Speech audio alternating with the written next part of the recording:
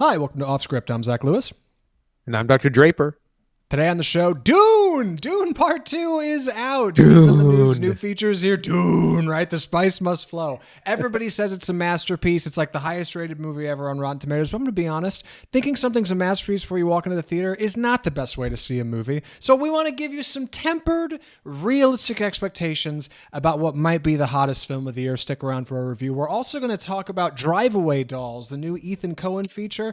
You remember those Coen brothers, Raising Arizona, The Hudsucker Proxy? Well, one of them, Joel Coen, spun off and did Macbeth a few years ago with Denzel Washington, and the other one is finally back with an 84-minute feature. It's a road movie. It's a rom-com. It features two very out and about lesbians. Drive Away Dolls is coming shortly. We're going to talk about what's going on at Warner Brothers. They're doing some insane spending over at Warner Brothers. We got to talk about it. They got a deal with Tom Cruise going. They got a first look deal with Margot Robbie's studio. It's like they're just buying up every property they can. And some people think it might be because CEO David Zaslav is trying to get Warner Brothers acquired by another studio, which is nuts because they just did this whole thing with HBO and Discovery. We're going to get to all that in our Death of Cinema segment. Before we get to everything, we got to talk about the news. Our first story this week, Jurassic World, has a new director in Rogue One filmmaker Gareth Edwards. You might have remembered last week we covered on the show, Jurassic World briefly had a director and then lost it. This is Jurassic World 4. 4 days later.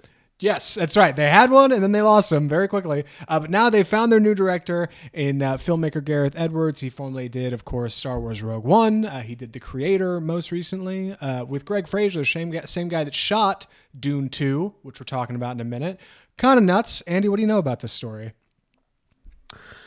So yes, after just a couple of Jurassic World had a director for all of like 4 days, desperately needed someone else quick because these movies are on a timeline. They got to make it, shoot it, cut so that it can come out in I think 2025 summer. So they got about a year and a half to make this happen. They need someone right away. And Gareth Edwards, who just made the huge flop, The Creator, which did look stunning. It was a really well-made sci-fi piece. Story wasn't very interesting, and it didn't do very well at the box office, but it was a great-looking film, and Gareth Edwards he's also done Rogue One and other kind of big sci-fi projects like this, so he makes a lot of sense. It's funny. I remember when we covered The Creator on the show, saying that like my favorite thing about it was handily the visuals, right? And so seeing that like, oh, Greg Fraser shot it. He shot Dune and Dune 2. He shot The Batman, right? Like the Robert Pattinson film. Like he has done a lot of work that I already like.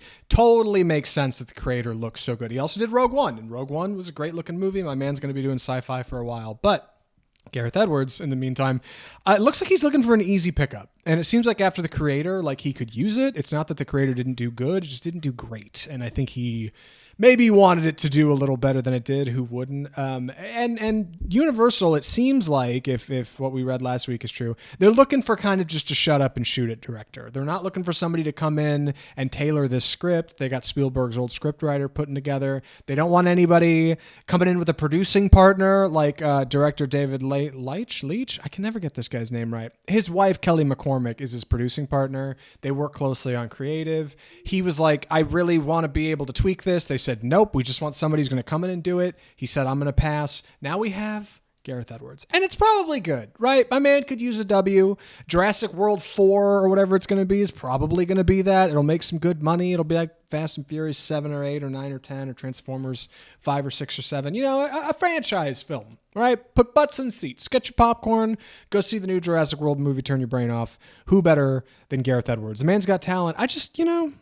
I kind of wish he was going for something loftier. Because at the same time, like, you don't want to hear that somebody who's clearly got some talent is just going to do, like, a quick make money piece. It's like finding out your new favorite actor is going to be in a Marvel movie just because they need the paycheck, right? It's like Dakota Johnson talking about Madam Web.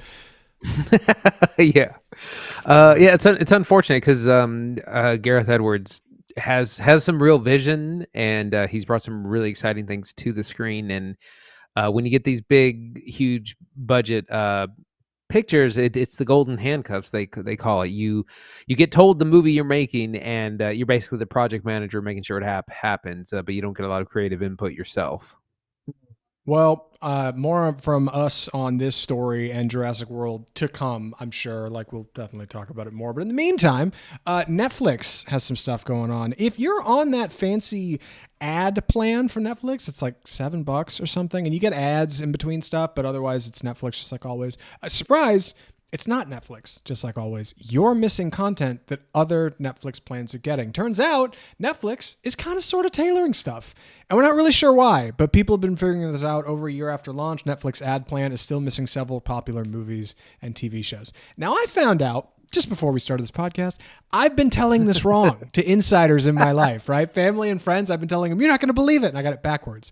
I thought that if you pay extra for the no ads on Netflix, that you're missing out, that you're not getting a new season of Young Sheldon or whatever. But no, it's the backwards. I got it wrong. If you're on the cheapest Netflix plan, you don't get all of the Netflix content. That seems to be the deal. Andy, do I have this right? I think I got it right now. Yes, that's true. It was either last year or maybe about 18 months ago, Netflix introduced their ad-supported plan, which is much cheaper. It's $7, I think, which is less than their kind of standard no ads plan, which is 16. So more people have been getting the ad supported plan, but it comes at a price. It comes at a cost, and that cost is certain titles aren't available in the ad supported plan because of licensing agreements that say certain titles are not eligible for ad based viewing. So if you have an ad tier that may exclude titles such as Spider-Man Across the Spider-Verse, the new horror film from the fall Thanksgiving, and some other titles as well. I think Peaky Blinders. So there's certain you're paying a lot less, and you got to sit through ads, but you're also missing out on some top tier content. There's some real good stuff in here. I mean, among recent hits, you got No Hard Feelings, which was that R-rated Jennifer Lawrence comedy. Tom Hanks' last movie, A Man Called Otto. Gran Turismo that came out last year. We covered that on the show. Dumb Money. I saw that trending on Netflix. Morbius. You're not getting Morbius on that ad plan. No, sir. You got to go ad-free for that. Bullet Train, the Brad Pitt film. 13 going on 30, a classic. You're missing some TV series from AMC, The Walking Dead. Peaky Blinders is not on there, which is nuts because I thought that was a Netflix show anyway. DreamWorks is missing some stuff. Like it just seems odd. If anything, for me, because I feel like on the consumer side, wouldn't Netflix have to run like two different versions of the platform? That's a lot of work for them to have one where some stuff's available and not others. Or you do like the Amazon Prime thing and you show the people who are on the lowest plan all this content they could have, right? You show that Dumb Money is number 2 trending on Netflix today. And then they click on it, then it says, you got to pay more. I would assume that's what's going on here, right? It's a tripwire to get you to try to fall into a higher tier pricing plan. But like, I genuinely don't know. I don't know why it would be this way. I can say from experience, yes, you can see the titles, but they have a little lock icon on them. It's like, God. I can see Across the Spider-Verse in my library, but it's got a little lock on it. When you go to click on it and said, this is not part of your tier, please upgrade in order to watch. So it tells you that they're there, but you're in film jail, cinema jail, and you can't actually watch it unless you upgrade to the mid tier. Dude, I'm so not into that on the consumer side. It's my least favorite thing about going to see movies in AMC theater, the 2 separate concession lines. They're like, well, here's the line for the trash and the pedestrians who come in. And then over here are AMC Stubbs Gold VIP valet line. And the concessionists have to pick and choose and be like, oh yeah, I'm going to take this guy from this line now. Now you commoner, come over here. I hate it. I don't want to do any of it. I think everybody should get the same library regardless of service tier in my head. But obviously I don't run one of these services. Keep your own off script for more from Netflix. We'll cover it as it comes up. Superman Legacy has a new title. The new Superman movie, Andy. This is supposed to be the beginning of the DCEU, right? James Gunn is in. They are pivoting. The Flash is the last DC dead movie they're going to do in that universe. We're going in a whole new way with David Cornsweet as Superman and Rachel Brosnahan as Lois Lane. And now it's called something else. What's the new movie? So Superman Legacy, which was what this was previously titled, will just be simply Superman. But I have to tell you the story of how I discovered this information. I was at home and I was scrolling Instagram and I saw it refreshed and the next picture was the James Gunn account, which I follow, and it was the new logo. And I lost my mind. I audibly gasped. I was like, And like other people were like worried that I had like hurt myself, or there was a death in the family, and I was like, no, it's the new Superman logo is out. And I was excited by this because it's the same logo used in the famous Kingdom Come story arc, which actually is a much older Superman, which is not the story they're doing, but they're kind of taking inspiration from that logo.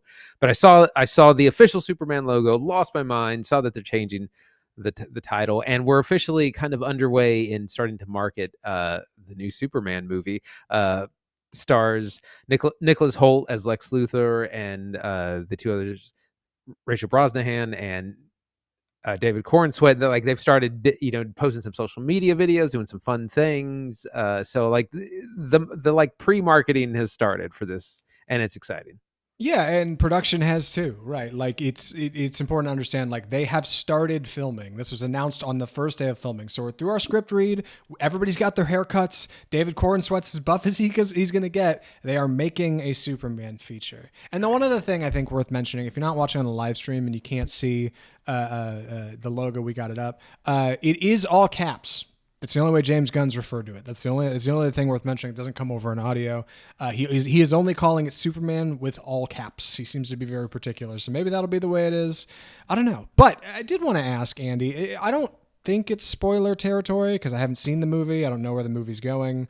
But regarding the logo and the Kingdom Come storyline, can you give us non-comic heads just like a taste of what that is? Because the Superman we understand is, Clark Kent hopping in a payphone booth and flying out and doing his business and then going and flirting with Lois with glasses on, right? Like what's Kingdom Come about? Yeah, Kingdom Come is a very famous storyline from I think the early 2000s by Alex Ross, who has a very unique style.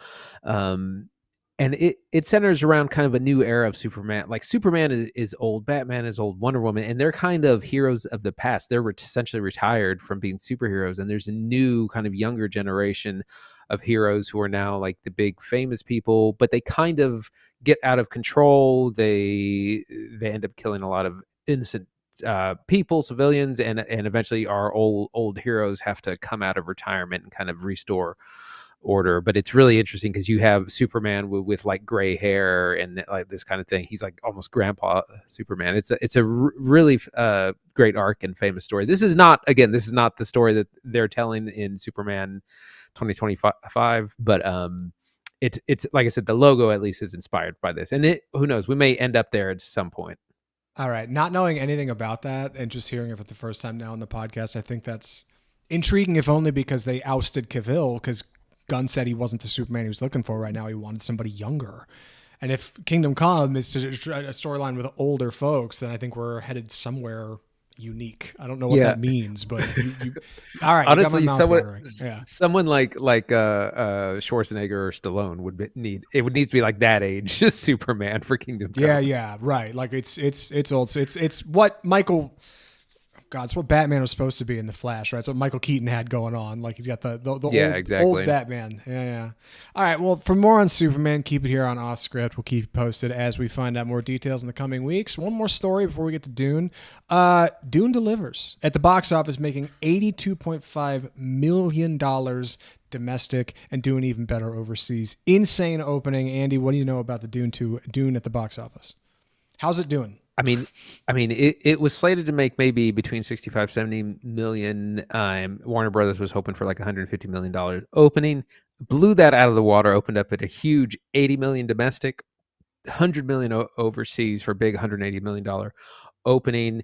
It's now well over 200. It's a hit. It's made like, it had like a 50% better opening than Dune 1. That was a much different time and environment. That was a day and date release as well. So it's a huge hit.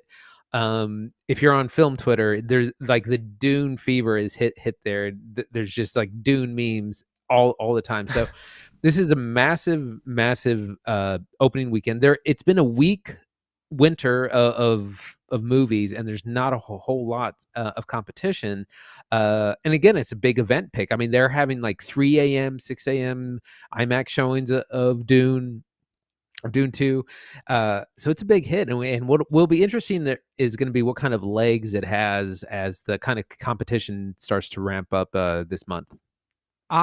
There's a lot I don't understand about how to fund a film, right? And I definitely don't understand some of the math behind putting $200 million towards a feature.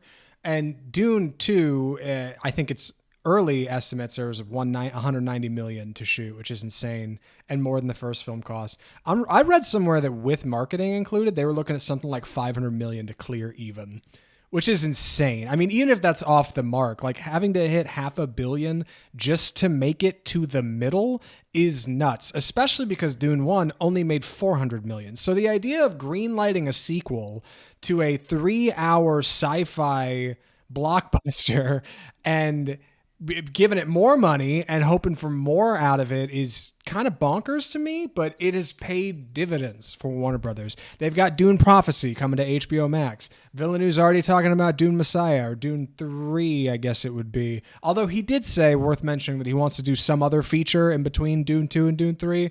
Probably smart. I think he might get lost in the sand if he spends too much time out there. But That's right. one thing's for sure, like Dune 2 is working. It's got an A cinema score, which is even better than the first one, and people are turning out for it. I mean, even at Star, right? Like we just covered Timothée Chalamet as Wonka when he's like dancing on a table in a waiter's outfit and singing. Like, and then you go see this and it's a totally different thing. And he's still drawing people to seats. I guess, Andy, my one real question for you is Oppenheimer, 3-hour historical epic, makes a bunch of money. Dune 2, 3-hour sci-fi epic, makes a bunch of money. Is this what the people crave? Are we like, is this where we're headed? I don't, how is this happening? Because on paper, this stuff shouldn't work as good as it does. It's nuts. I mean, event cinema is what's drawing people in. Things like Barbenheimer, Barbie, Oppenheimer, these big like must see in theaters, in IMAX, in premium format. You know, like Oppenheimer was sold out for weeks. They had to continue to add screenings and they had, again, 3 a.m. showings, 6 a.m. showings of that. And same thing was kind of happening here. We're giving people a reason to go to the theater and to see something that, you know, you're not going to get this experience at home. You're not going to be blown away by like the sight and sound of it.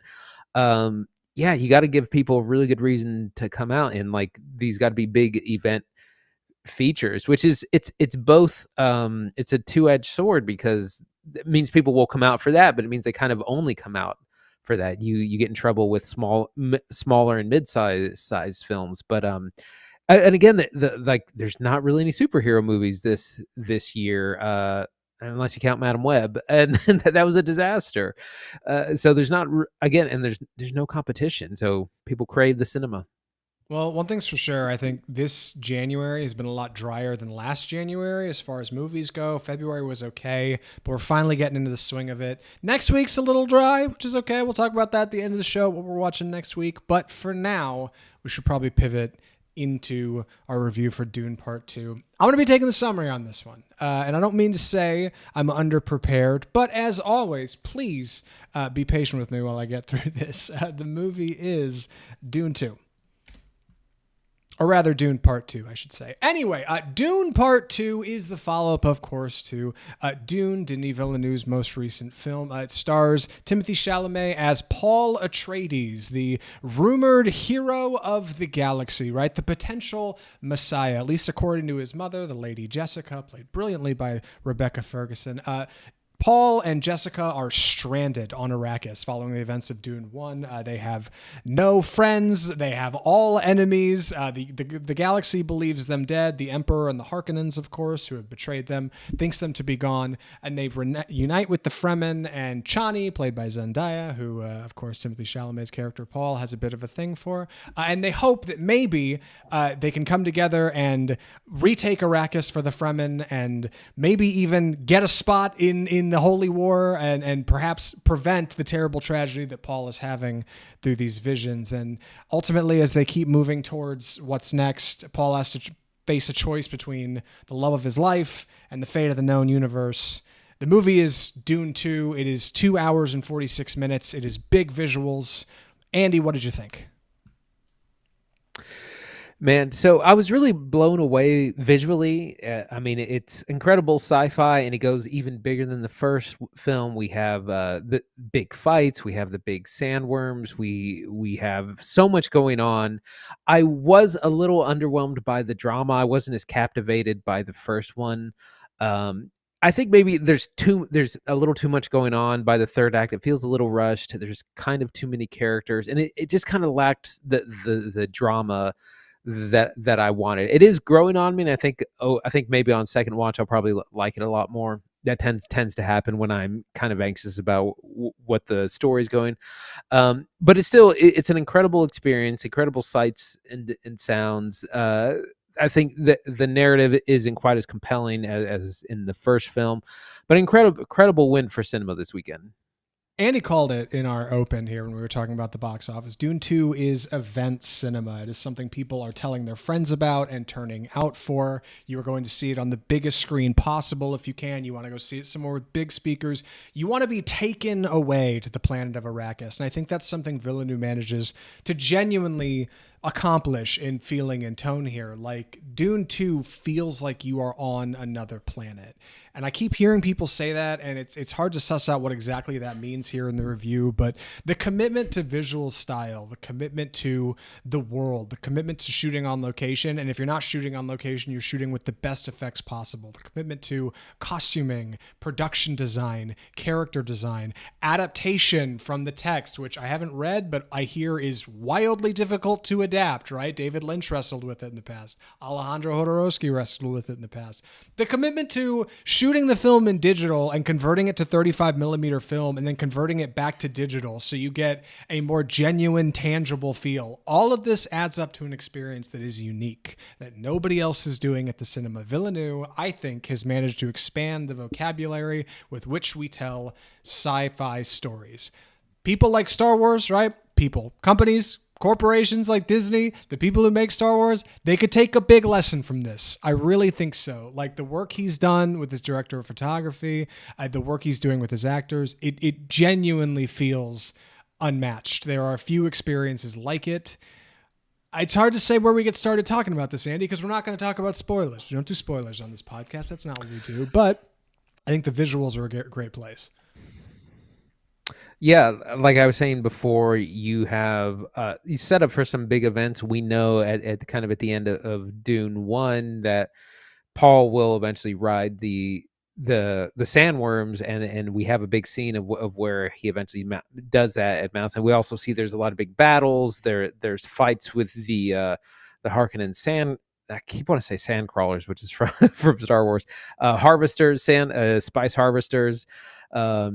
And there's a lot of visuals from the trailer that we don't really know about or don't really know how it plays in. We also have Austin Butler's character, Fade Rotha, who we see in this kind of gladiatorial match and some really interesting scenes. It's just the scale of it. It looks so real. Like, they're shooting out in the desert on the dunes. They're making, they're not CGI in the suits like they do in a lot of like superhero stuff. Like, they're making practical things for them to wear, and it just really draws you into the world.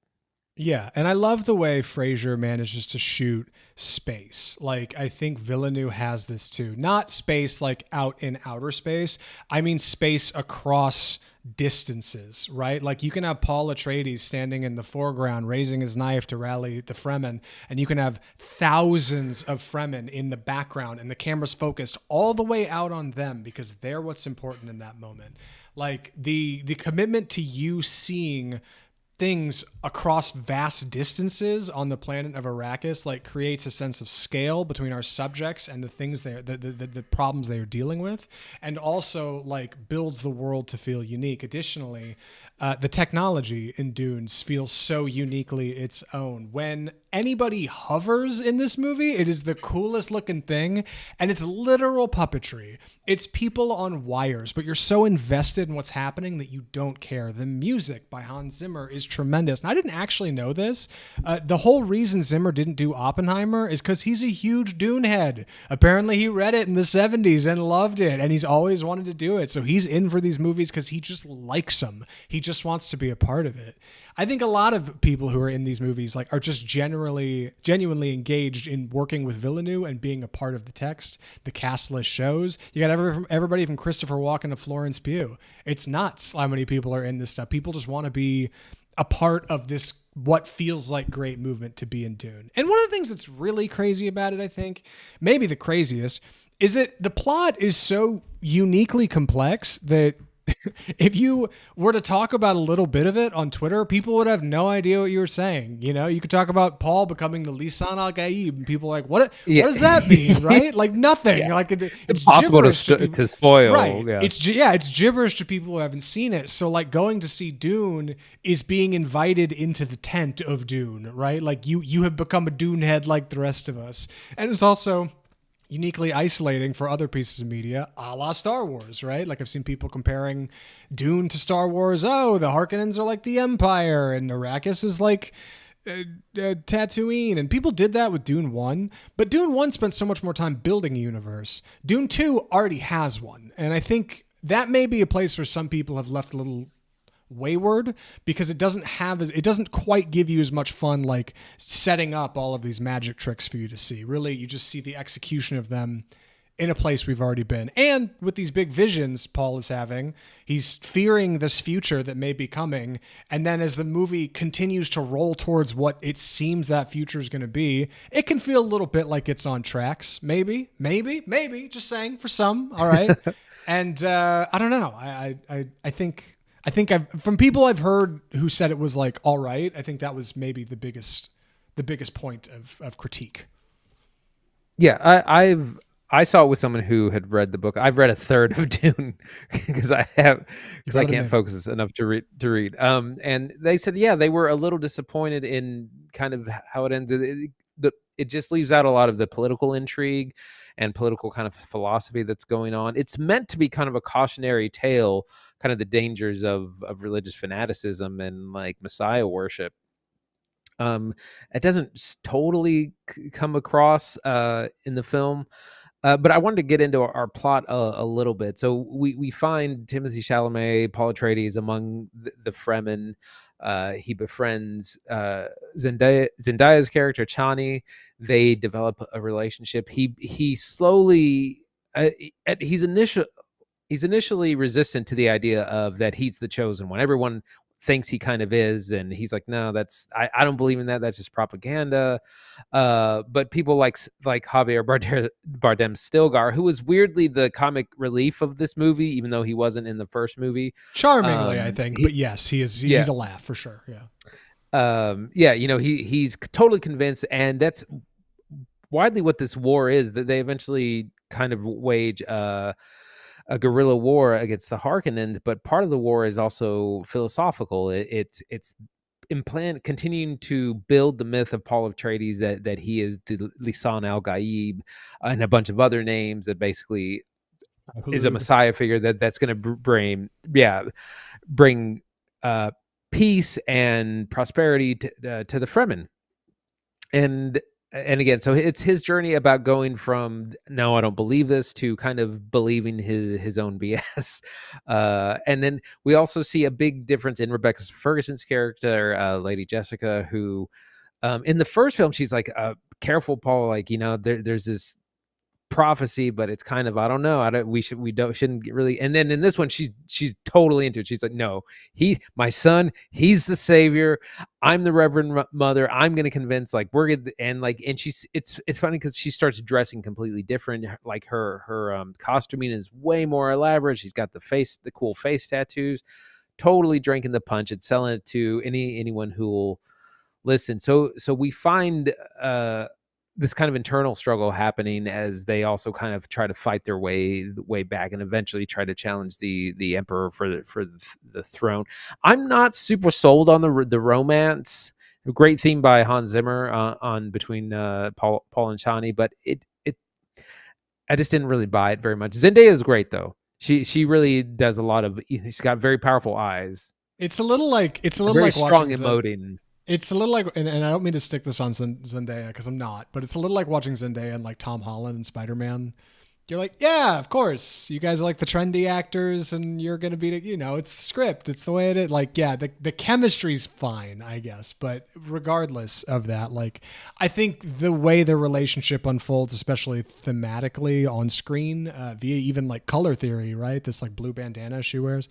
Like, I think that stuff is really valuable. And Villeneuve had a really interesting point. I was watching an interview. He said that a lot of the women in the picture are kind of the moral tent poles for Paul, because he is wandering in the desert in this movie. Like, he is looking for the answers. He's trying to figure out if he is a part of the Fremen. He does not seem to believe in this prophecy, but he keeps having these nightmares about it, that it's going to happen and he can't get away from it. It's just the way it's going to be. It's growing to like find this acceptance of this future that like maybe you don't love, but you benefit from. And then the idea that it might even be real in the first place. Like all of those make for really complicated themes. And Stilgar is a great laugh. Like Javier Bardem, listen, my man's got talent. He can do drama. He can do comedy. He can do dramedy. He can do Dune 2. And the idea of him being like this section of the leader of this kind of section of the Fremen who are devout believers, right? Like functionally evangelicals who say no matter what this person does, they are the Messiah. Even if they say they're not, they're just being humble. They must be the Messiah. Like it's religious fanaticism. And that's like a fascinating thing for a sci-fi epic to genuinely try to tackle. Star Wars has done it a bit. I mean, you could even look at the Jedi as religious fanatics, right? Or believers in them, but never on this level, especially with a protagonist who doesn't necessarily want that future for themselves or for anybody else.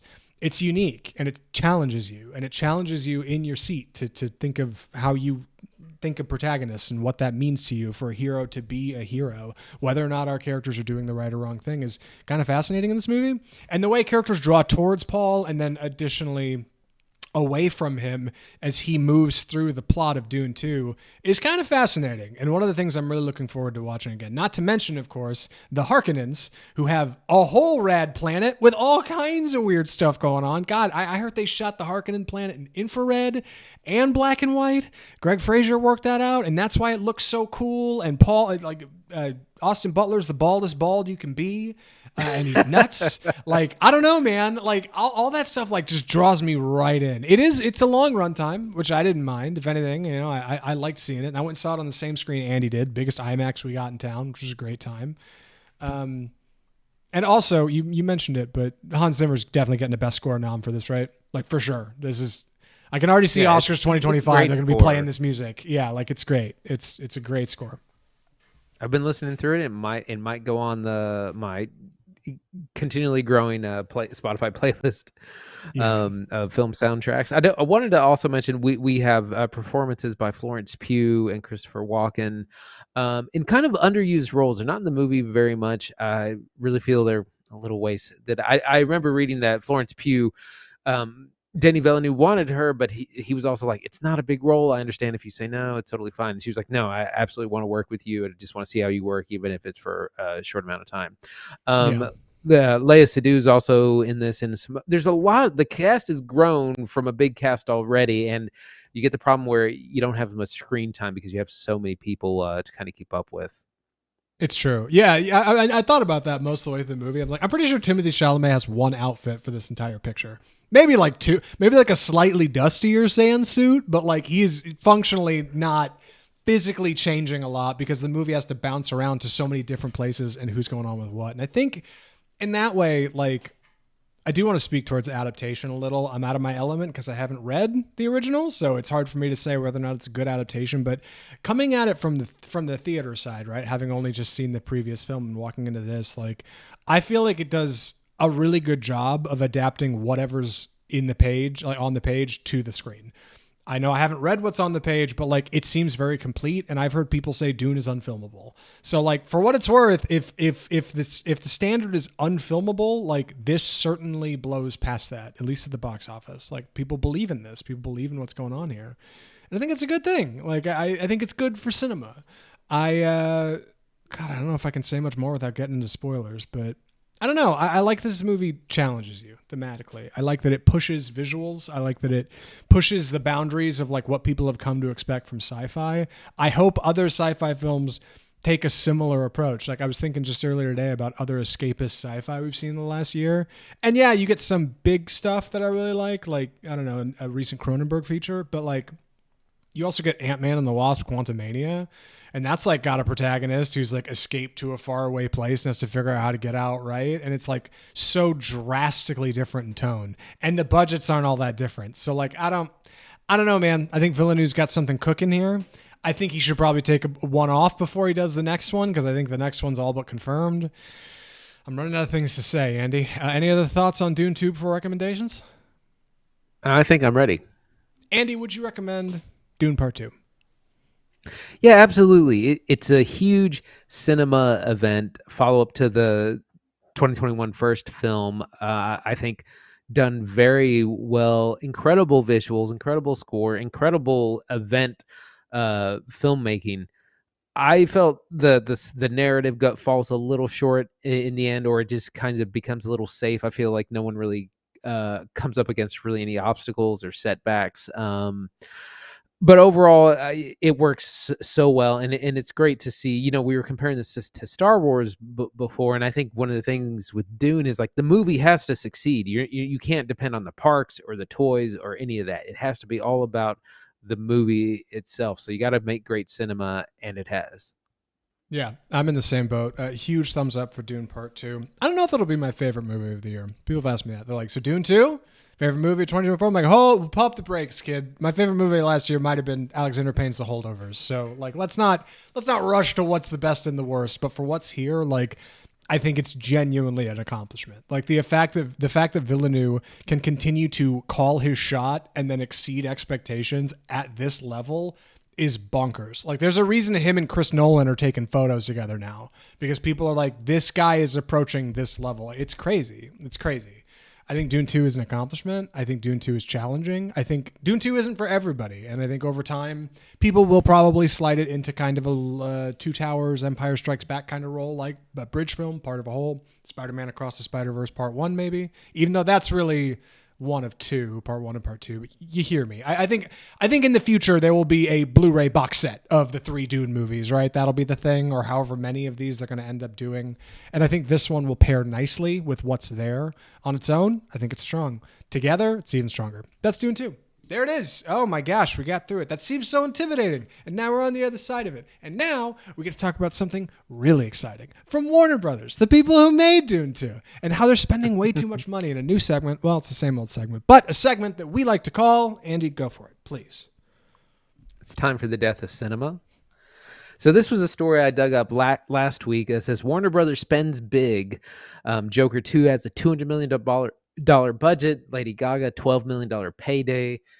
Getting a deal with Tom Cruise and Margot Robbie. What is going on over at Warner Brothers? And what's happening is that our favorite executive, David Zaslav, he's wheeling and dealing in an attempt to most likely sell Warner Brothers Discovery yet again to another. Warner Brothers gets passed around Hollywood and other places a lot. It was previously owned by AT&T.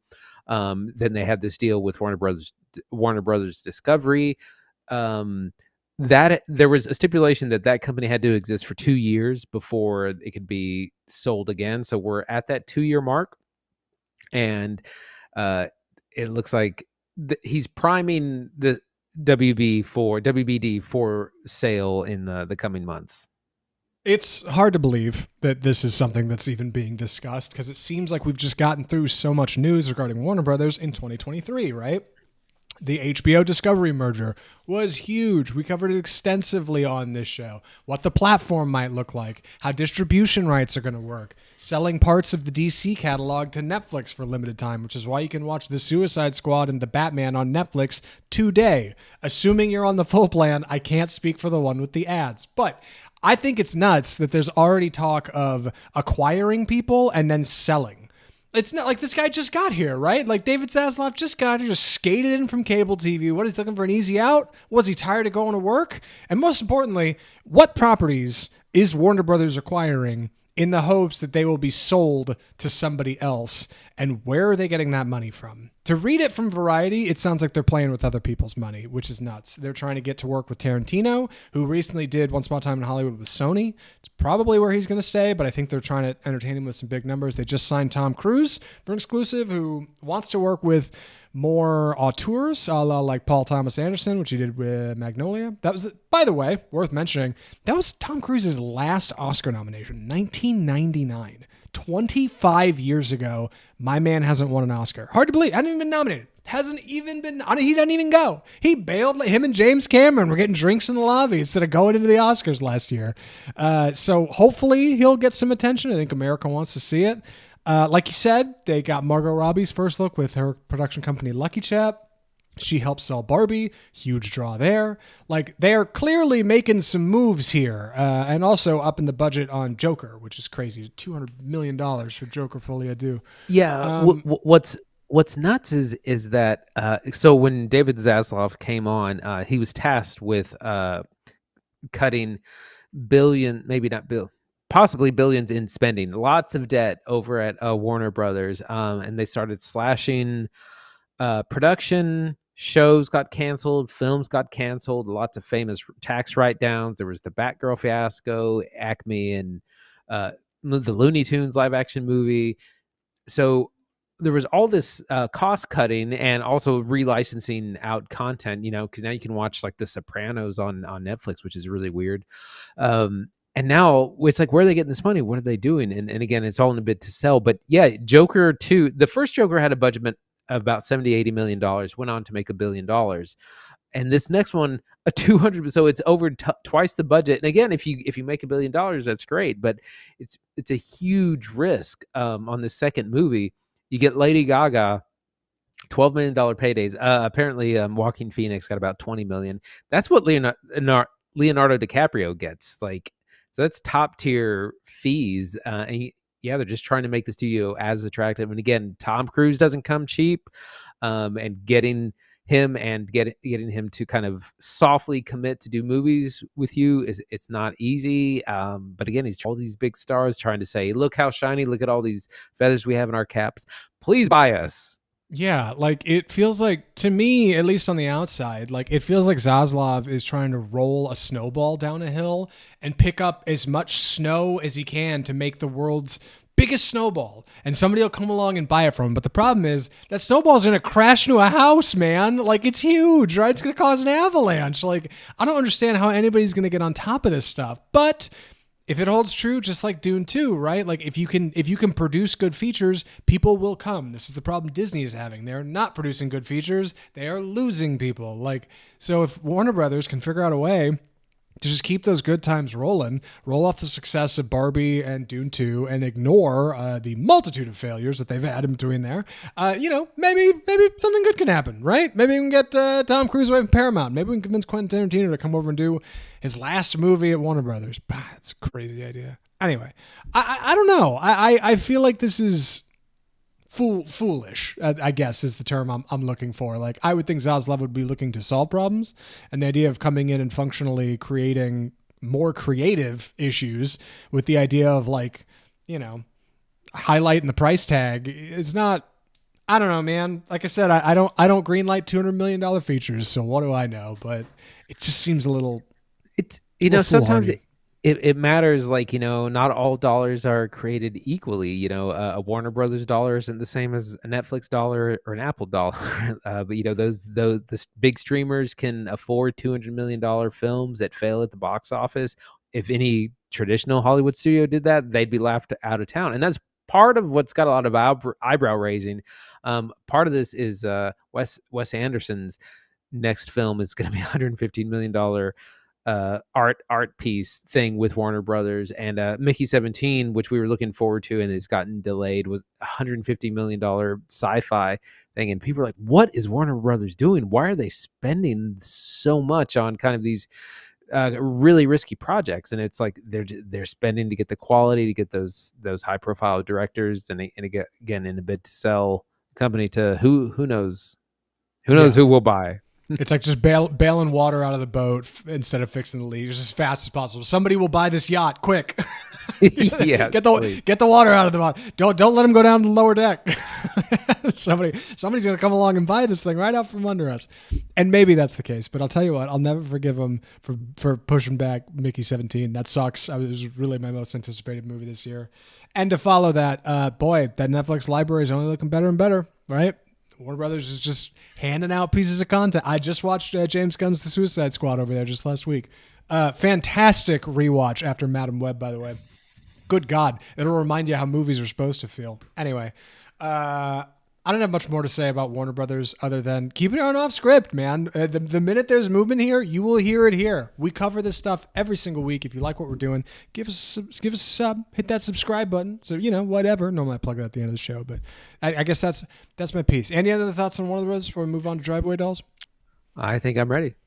Andy, we get to talk about an exciting new feature that I was really excited to talk about here on the show. This is a movie that nobody I know in my life has seen. You're the only other person I know that has seen it.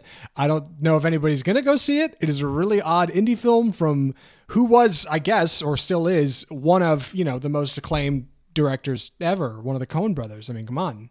You're going to be taking the summary on it, so I'll get out of your way here. Please take it away. Drive Away Dolls. So this is the latest solo feature from Ethan Coen, written by him and his partner Trisha Cook.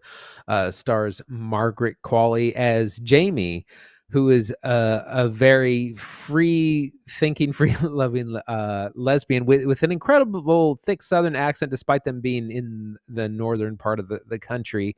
At the beginning of the movie, Jamie has a breakup with Beanie Feldstein's character Suki.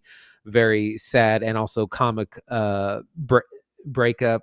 She's kicked out of the house, has to find somewhere to go, and she and her friend Marian, played by Geraldine Viswanathan, set off on a road trip. They said they she's just been fired.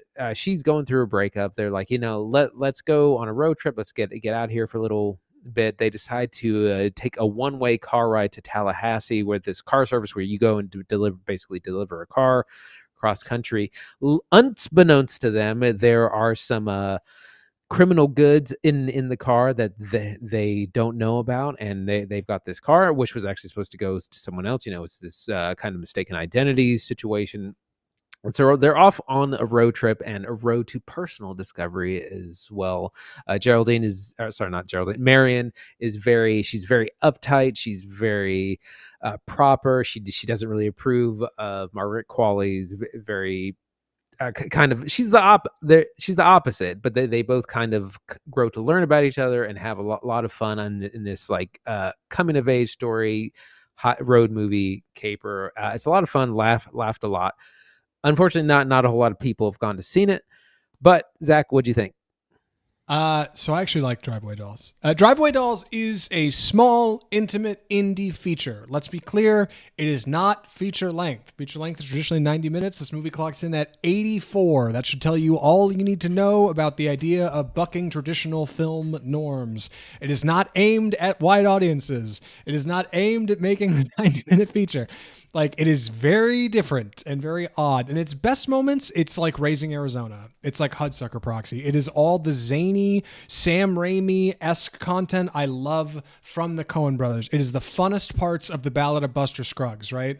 It seems a whole lot like Ethan Coen, the younger of the Coen brothers, is a bit of the zanier, looser guy, whereas Joel Coen, the older, is 2018's The Tragedy of Macbeth, or 2021's The Tragedy of Macbeth, I'm sorry, right? Dry, stark, stiff, whereas Ethan is loose, fun, off the wall. And he produced this script in conjunction with Trisha Cook. I think they did a few short scripts, and this one he wanted to greenlight and put together. He found a couple actresses who were interested in doing it with him, Geraldine Viswanathan and Margaret Qualley. Driveway Dolls. It's like a pet project almost. I think if it could be a short film, it would. And it can't be because it's too big for a short film. But there are parts where you could probably easily have cut it. It could have been like a 65-minute movie. But regardless, I'm excited to talk about it. It reminds me a lot of Lisa Frankenstein. It reminds me a lot of the camp in, oh God, came out in January last year, Megan. It reminds me a little bit of that horror movie. Malignant. I couldn't remember the name of it. It's like a movie that's for people who like going to. Yes, it's a movie for people who like going to see odd features, and like I think that's special because what's here is funny and interesting and different and madcap and often feels breakless, but ultimately is a really good 84 minutes in my humble opinion. But it's not for everybody. I'm excited to talk about it. Andy, where do we kick off this road trip? I wanted to talk about our cast and performances. So we have a really fun cast with Margaret Qualley, Geraldine Viswanathan, Beanie Feldstein, Coleman Domingo, Pedro Pascal, Bill Camp. So it's a fun cast, and it's in that Coen ways where people show up like they're going to give you something special. For some reason, though, Margaret Qualley is the only one doing this like outlandish accent, and just her character feels like it's from a different movie. It feels like she's from Raising Arizona. Everyone else is essentially kind of playing themselves or the character they're kind of known for. And she's the only one who's doing this performance that's like at an 11, and it's like everyone else is like doing a 7 or an 8, and you're kind of out in left field. So I didn't really care for how extreme her performance was, but everyone else is really good. And there's several fun cameos, which I won't ruin right now. So Qualley grows on me over the course of the feature. Jamie, like Andy said in the intro, is loud and rambunctious and horny all of the time. It's kind of gross how horny she is, but it's an 84-minute feature. You just move past it. It's what her character is. She is doing an accent, and she talks really fast, and the first few scenes with her, you're probably not going to understand half her dialogue. But over the course of the movie, you find her to be this one half of this comedy duo, right, opposite Geraldine Viswanathan, who's playing a very stern, uptight woman, right, who has not had any loving in a really long time, which is a perfect foil for Jamie, right? Marian is Geraldine Viswanathan's character's name. Marian is just trying to figure it out, and she's at work, and she's grumpy, and she keeps going to the bar, and nobody hits on her, and she's like, it just feels like I'm not going anywhere. I'm spinning my wheels. So when Jamie comes along and says, I got it, let's you and I take a driveway down to Tulsa. She says, what's a driveway? It's a car you can get from rental service and drive from one place to another for free, whatever. That's a good setup for a buddy comedy on the road kind of feature. And I think opposite Geraldine Viswanathan's very stern, very like wide-eyed and aghast at what she's seeing, Marian. Like, I think Jamie is good. I think she drives her character. I think she pushes the plot. I think she's funny when she needs to be. But also when Andy told me, dude, Margaret Qualley's way too much, I totally agree. She's standing on the gas pedal in her performance, and everybody else is tempered.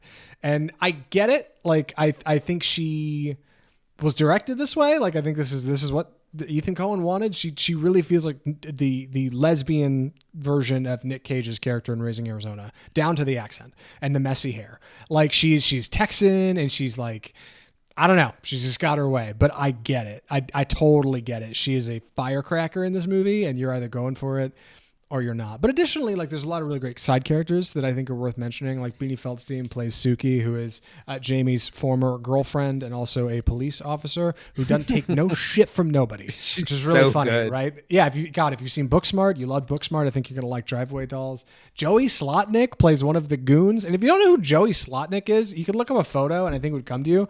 He's great in this movie. Coleman Domingo, right, is also like a henchman. He's goofy and funny and really straight-laced and has terrible hair. Pedro Pascal and Matt Damon both appear in this feature, which is odd but funny that they're in there. Like, I think this movie, and Bill Camp, by the way, that's the other one, plays Curly. Got to mention Curly. How could they forget about Curly?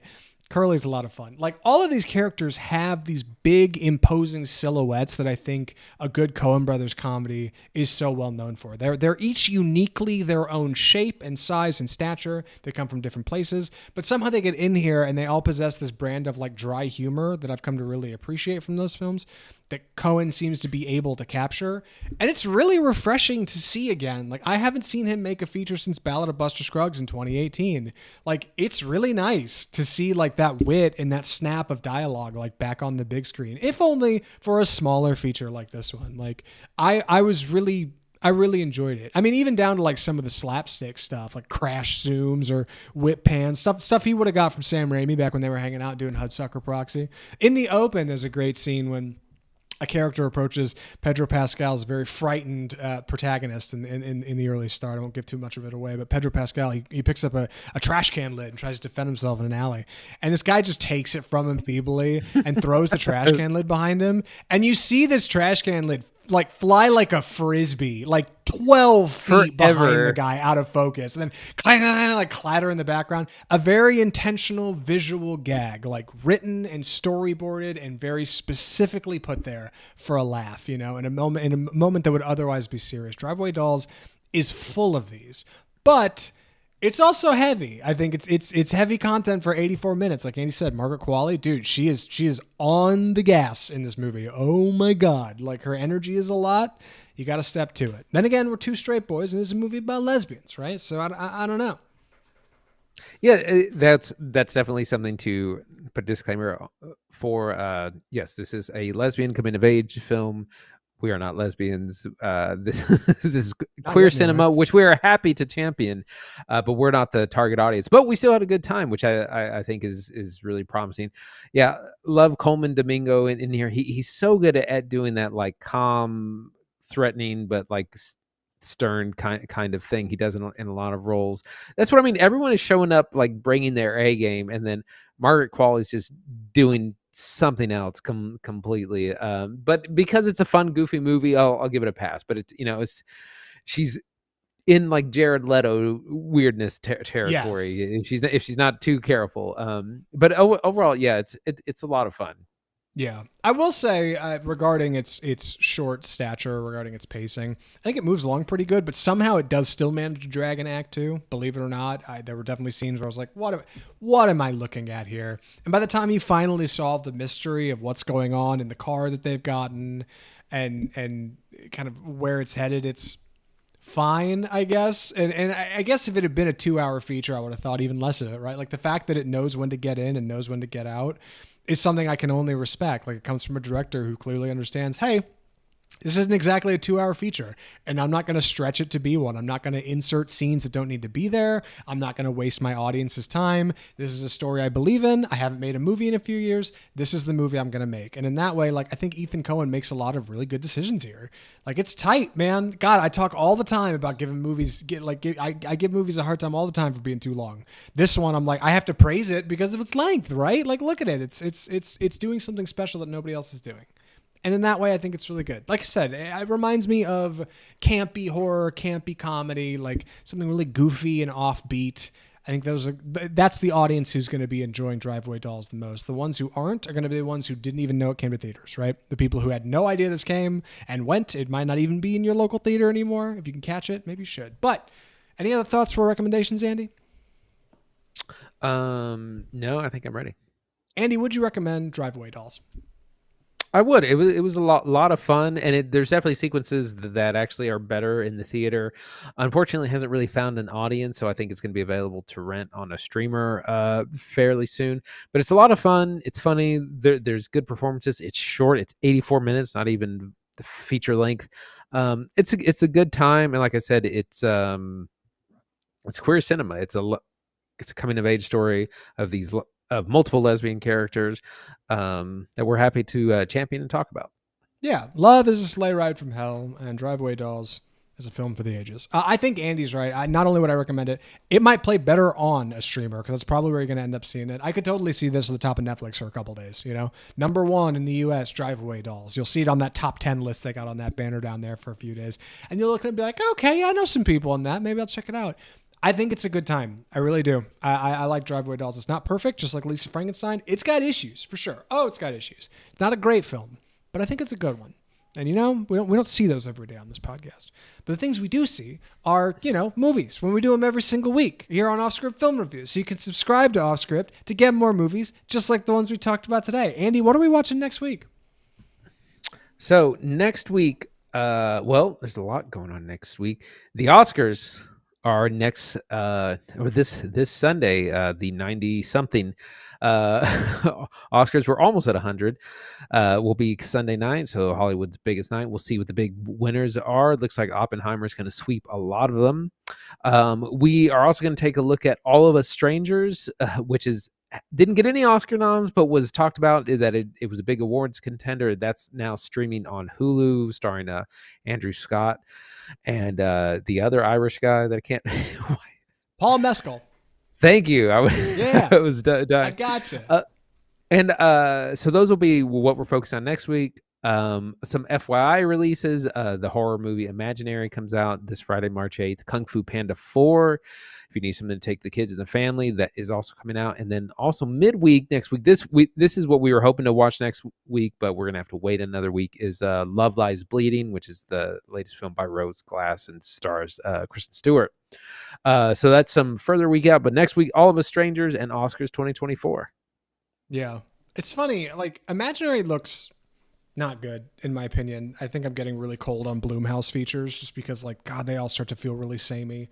Kung Fu Panda 4, I hear, is not doing that good. Yeah. Uninspired. I'm not a big like the haunted swimming pool. Like, come on. I saw an article just the other day. Jason Blum was talking about how he really wanted to get a piece of the Friday the 13th franchise. I'm like, please no, God, like, please don't. You guys did okay with those Halloween movies, but those were just produced by you. David Gordon Green put those together. Like, please, God, like, let other people hang on to horror. Do not get a monopoly on this stuff because you guys miss 80% of the time, in my opinion. It's fine.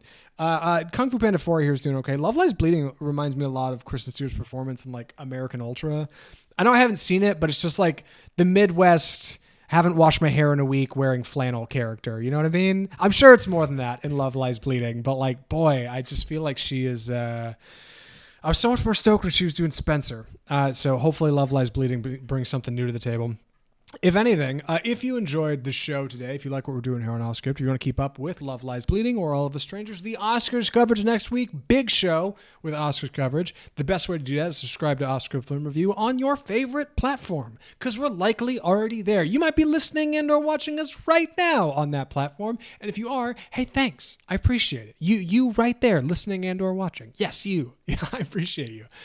Yes, you can subscribe to Off Script on iTunes, Google Play, Spotify, iHeartMedia, all the usual audio outlets. You can subscribe to Off Script on Facebook and Instagram and Twitter and YouTube. Actually, you can follow us in all those places. You can definitely sub on YouTube, though, and there are big things going on that YouTube channel. You got to go check it out. Seriously, I'm not just saying that. I know I say it every week, but I mean it every week. The YouTube channel's coming along so choice. Oh my God, it's good stuff. You got to come check it out.